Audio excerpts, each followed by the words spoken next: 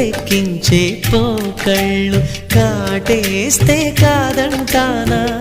ఇప్పుడైనా వయసేమైనా సొగసేమైనా మైమరపించే మనసేమైనా నవ్వు నవరాత్రి నీ కోసం తీసుకువస్తున్నా మైనా ఏమైనావే మన్మథ మాసం